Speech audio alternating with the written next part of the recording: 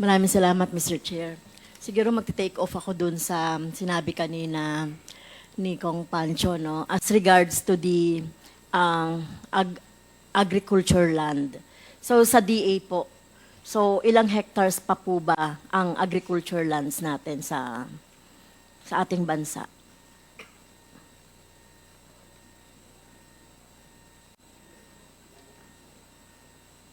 Sa kabuuan,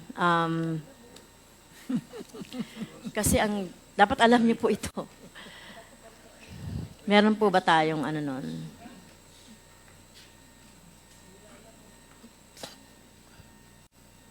Sige po. Yes po. Deputy Your Honor, Director for Estrada. rice, we have about 2 to 2.1 million hectares po. For rice? Yes po. So hindi po ba yung agricultural land sa ngayon, parang nag-ano ng gamit? Parang kung rice ngayon, next time parang iba na naman ang itinatani o yung multi-cropping. So meron ba kayong data ng ganun po? So kung sa rice ay 2.1 million hectares, so ano pa po ba dun sa ibang mga crops po natin? Yusek?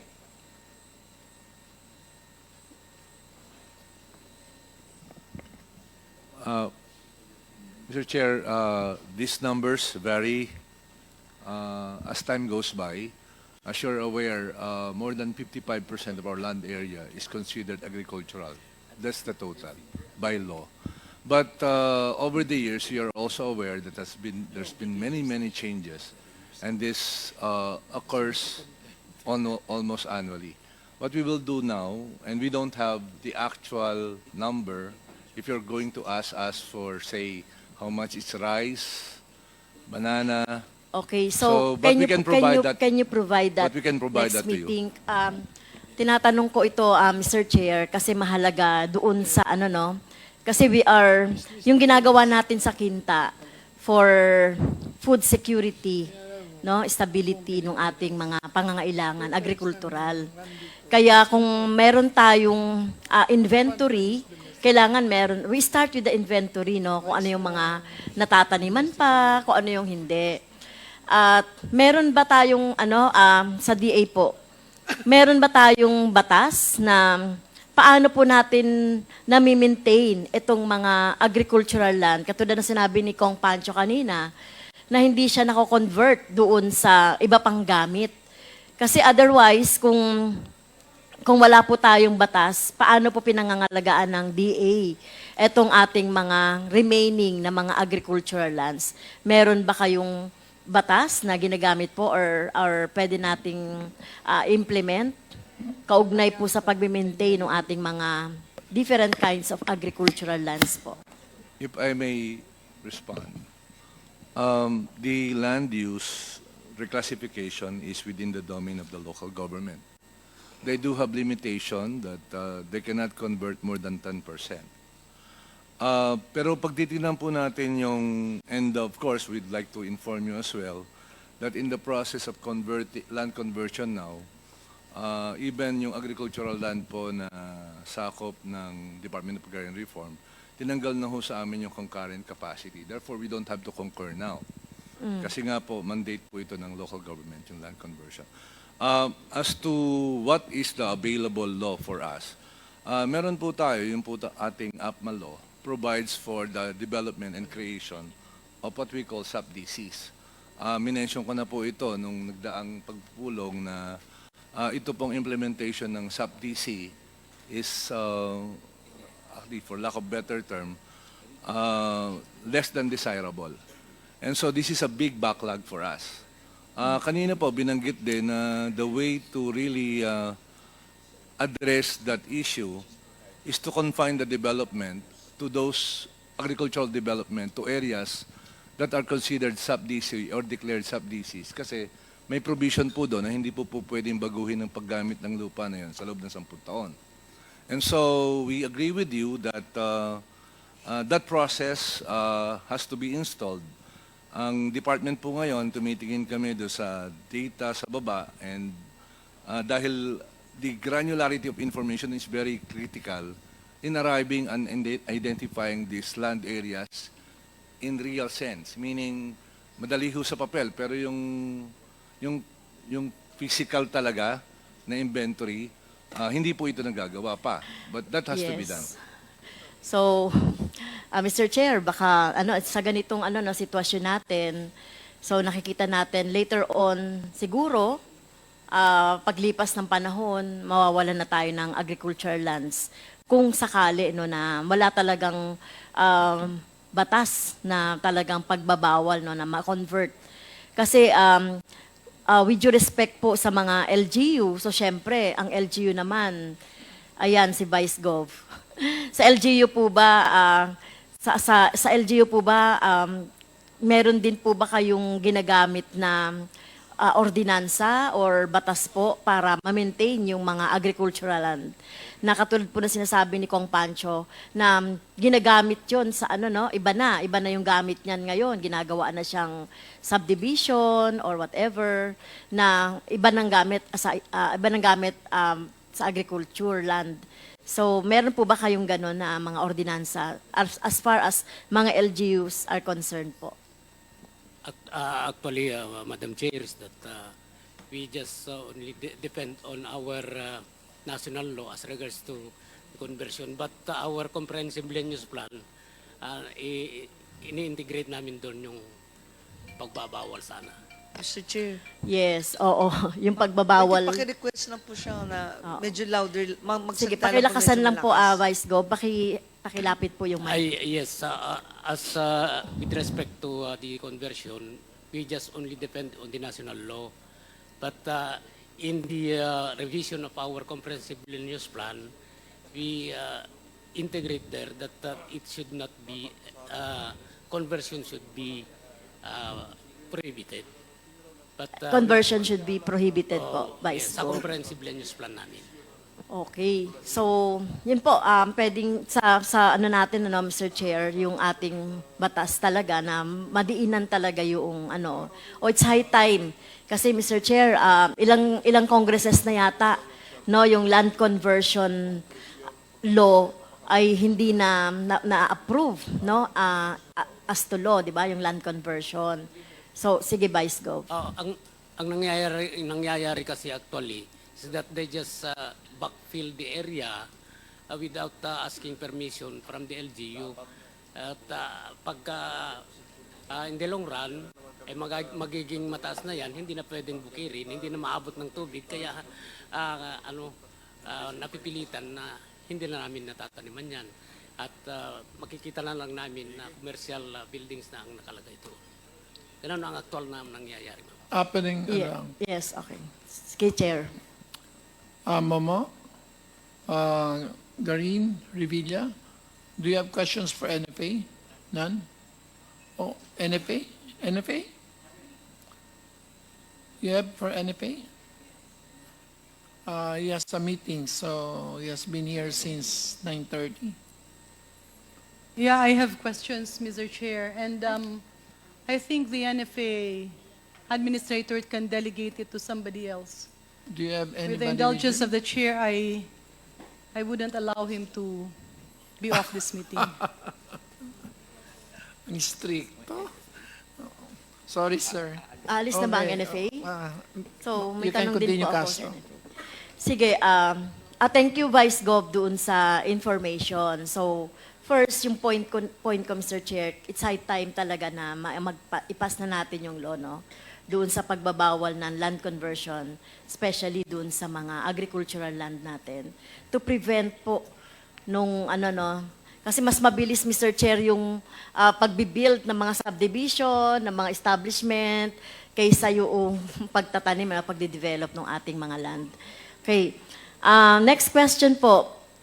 Meron po ba tayong data? Ilan pa po ba ang ating mga magsasaka? 3.4. 3.4? So, ilan po ang ating mga magsasaka? Nandiyan pa po ba sila? Or ano na? 3.4 ba? Magsasaka. Yung mga, hindi, meron tayong mga magsasaka, mga farm workers, di ba? Merong ganong mga category. Ano-ano po ba yung mga category ng ating mga workers po sa agriculture? So meron tayong, yung ano lang, ano, yung magsasaka, na kanila po yung pag-aari ng sinasaka nila, yung nakikisaka, o yung mga workers po na nag-aani, na maglulupak, or whatever. Meron po ba tayong ganong, ano, meron po ba tayong ganong data, Mr. Chair? Yes. We do have here, meron po kaming register system for farmers. At meron din pong register system sa Fisher Folk. Yung Fisher Folk po, 2.1 million, if I'm not mistaken. Yung pong RSBSA natin, hinahanap lang po namin to be very, very clear on the number. Okay, pakipasa na lang po, no, yung number. Meron pong category po ba yan? Yung mga farm workers po, Yusek Perez.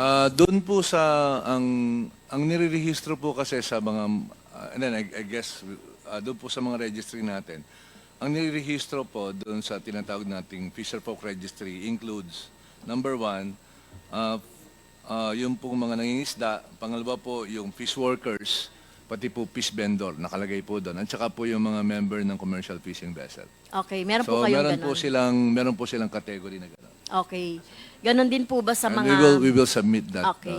Thank you, Yusek. Yung sa mga magsasaka po, meron kayong ganon, mga corn farmers, yung mga sugarcane farmers, yung mga ganon po. We will also submit that. But for your information po, ngayon po ina-update namin siya kasi dini-geotag na rin namin yung lupa kung saan sila nagsasaka.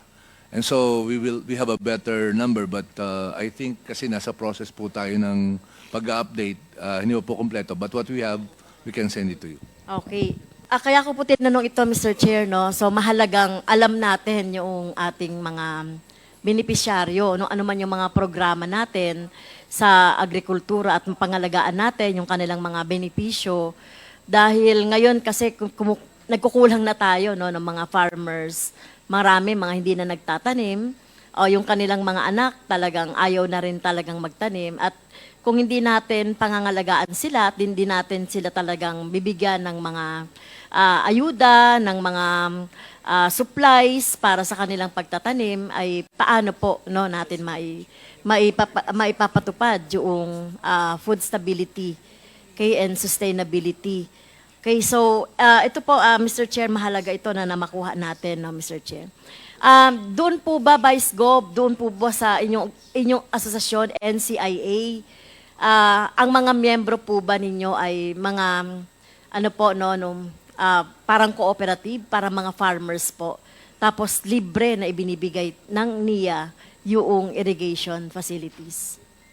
Yes, ma'am. Libre na yung irrigation water. So sa irrigation. bawat, Mr. Chair, sa bawat munisipyo or sa bawat city, meron po tayong mga miyembro ng NCIA. Meron, ma'am.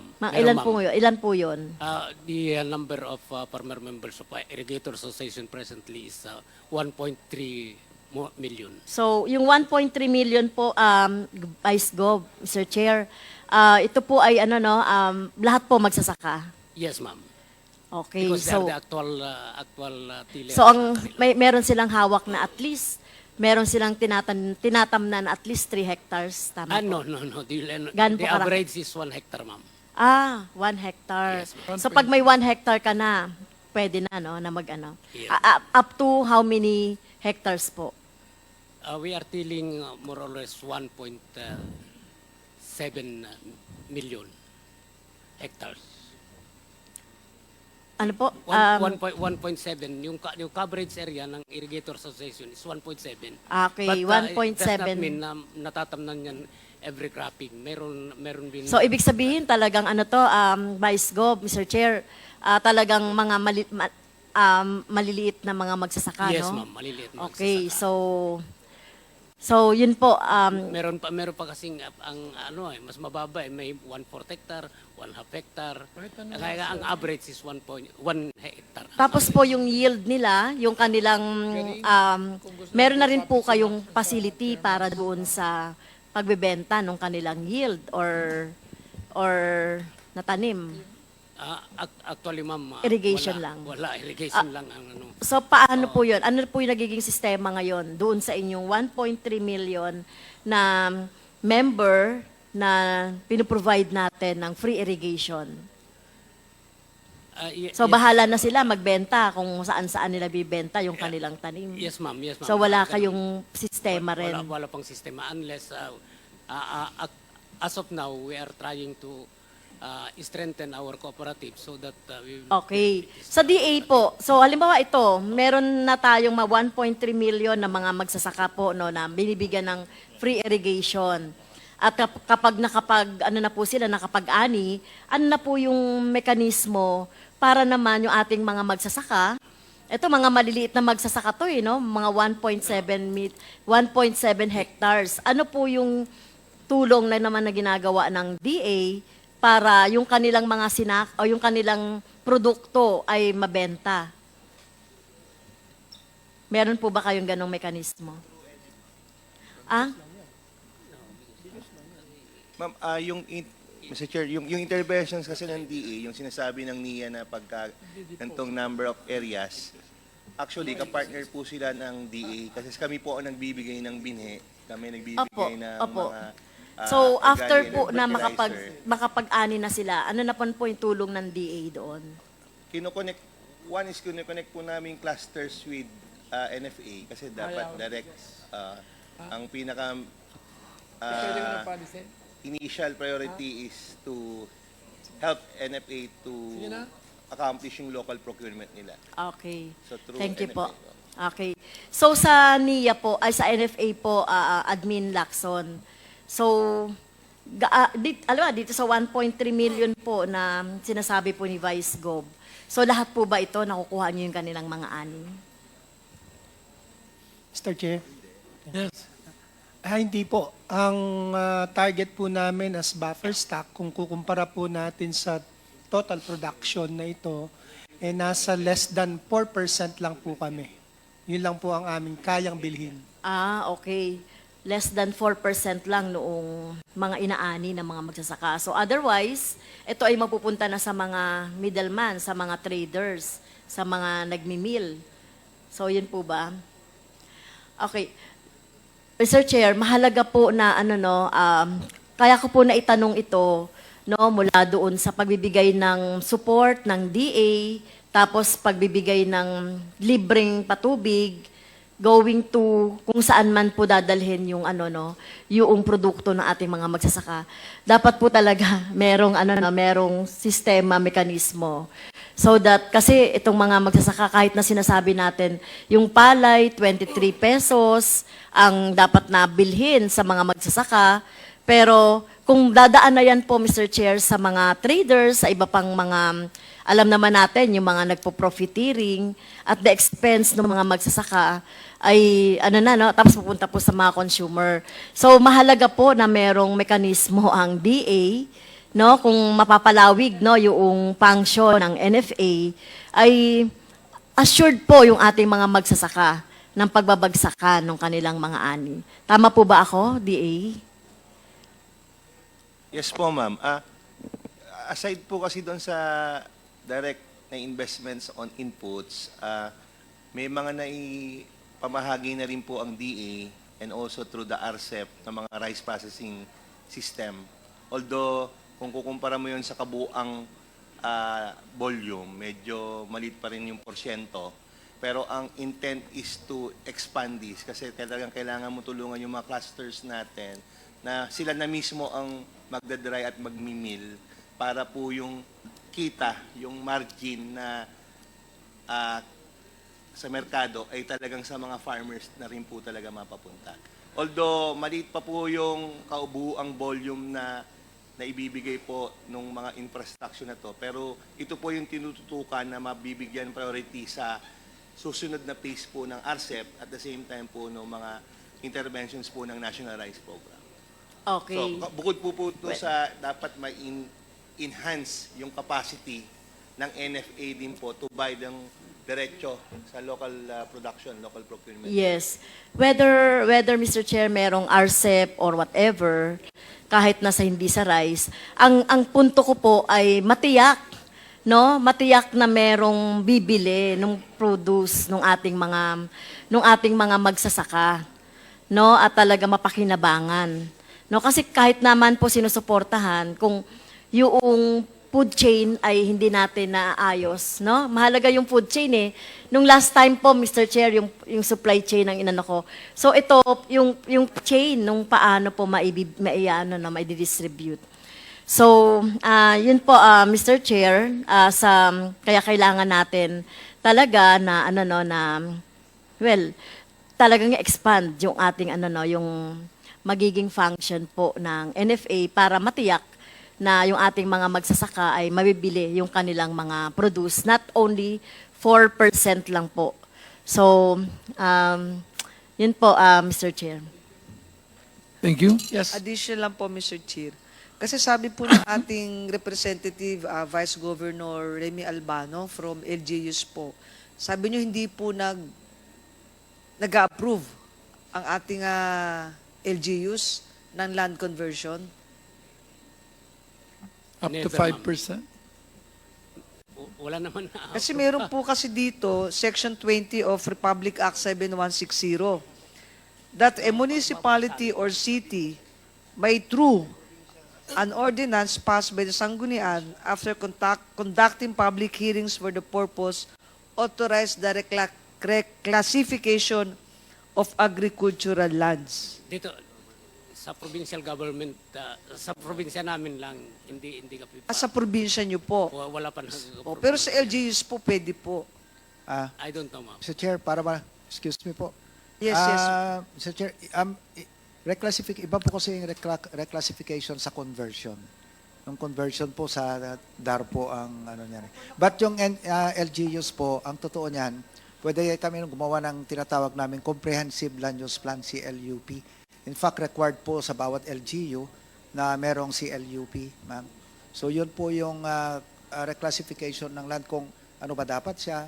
So nako-convert nyo nga po. Yung agricultural, nako-convert nga po. Kasi nakikita ko po kasi talaga agricultural, tapos magugulat ka, warehouse na po eh. Yeah, Minsan, subdivision na po. Yes, depende po sa classification niya sa CLU. Depende sa LGU. Sa LGU po yung classification yun nga niya. po. Kung industrial, pwede mo siyang i-convert to industrial. So, bawat LGU po may CLUP. Hindi, agriculture nga. We're talking about agricultural land na nako-convert. Yes. Ma'am, actually yan po. Kasi, kasi kahit ano pong discussion ang gawin natin, kung naiko-convert na po yung agricultural land, then this is useless. Kasi naiko-convert po eh. Yes, ma'am. Again, ulitin ko po, kung sa classification ng LGU sa kanilang CLUP, kung yung area na yon ay industrial, pwedeng industrial, pwede nilang i-convert. Yun po yung pagkakalam ko po dyan. Mr. Chair, last na. Ano ba? Nalimutan ko na i-request ko. No, NFA is excused by leave of Congresswoman Garin. Just say thank you. Okay, Congressman Castro. Ako na yung i-request ko, Mr. Chair, doon sa ano. Later na lang. Yes. Sir, ma'am, Mr. Chair, based on sa as of November 30 data ng RSBSA, we have 10.87 million registered farmers, farm worker, fisher folk, and agri-youth. Out of that, 2 million yung farm worker, 6.865 yung farmer, 2.797 yung fisher folk, and 284,000 yung agri-youth. And then, meron po itong by commodity. So, Mr. Chair, we will pakisubmit na lang, Yusek. Please. Ang isa kong palang i-request, Mr. Chair, baka pwede tayo mag-invite ng mga farmers association at saka yung retailers, yung sabi ko last Yes. time. Okay. Thank you, Mr. Chair. Thank you. Mr. Chair, can I Yes. Thank you, Mr. Chair. Can I ask, Mr. Chair, DA, papaano po at sino-sino po yung nag-identify nung mga data na yan? Is it the PSA or Department of Agriculture?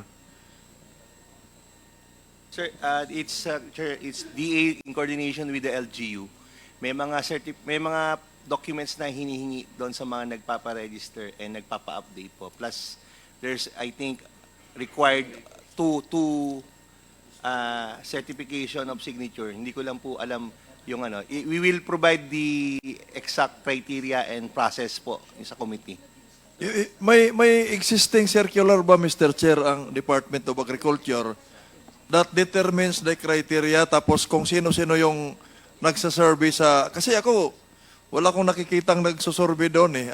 Kaya tinatanong ko, sino bang nag-conduct ng survey na yan? Municipal Agriculture Office?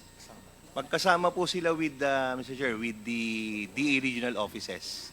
At may memorandum order po si Secretary on this po. Maybe may request, Mr. Chair, na A copy? mag-sample tayo region kung sino-sino yung nag-conduct. Just to be able to ascertain na tama yung datos na yan. Yes, Thank you, sir. Mr. Chair. Very much welcome, Mr. Chair. Comsec, please take note. Okay. Congressman Momo? Thank you, Mr. Chairman. I would like to direct my question to National Irrigation Administration. Based on your presentation, can you please explain to us the difference between develop, firm up, and operational areas? Mr. Chair. Yun pong develop, ito po yung total na na-develop ng NIA out of the 3.2 potentially irrigable area. Kaya yung pong tinatanong din kanina na agricultural land, ma'am, ang base doon sa National Irrigation Master Plan ng NIA, 3.2 million hectares yung potentially na yung agriculture pa natin. But when we found out nasa 3% lang yung kinonsider nilang slope, in-increase namin into 30%, nakakuha pa po kami ng 900,000 plus hectares. So, all in all, meron po tayong 4 million na potentially sa buong Pilipinas po. And out of that 4 million, Sir Chair, ang na-develop po ng NIA is 1.7 million hectares. And out of that 1.7 hectares, ang gumagana lamang po is 1.2, sir. 1.2. Ito po yung program area na tinatawag namin. Ito lang yung kaya naming patubigan. And ang firm up service area, meaning yung natitira na talagang natitira pa, na may development ng irrigation is 1.5 million. But of that 1.5 million, kaya sabi rin ni Congressman Dago kanina, hindi naman talaga napapatubigan lahat. Kasi nga, yung 150,000 hectares needing restoration and repair, yun namang 150,000 hectares, wala ngang sira ang irigasyon, pero wala namang tubig. Kasi nga, hindi kayang patubigan na nung system. Dahil silted po yung ilog o kaya yung source, hindi po maganda yung source. Ganun po.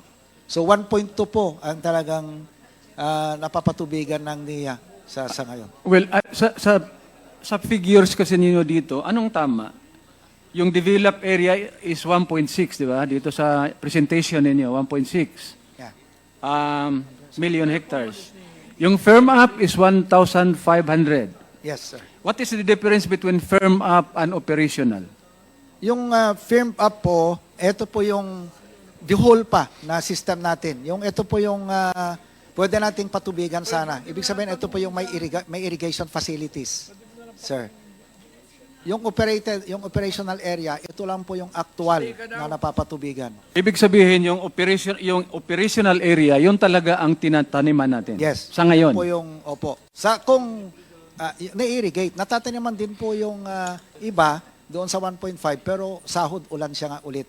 Parang ganoon po. So yung firm up, na-develop na yan siya. Yes. Yes, sir. Pero hindi pa fully developed. I mean, bakit kasi naguguluhan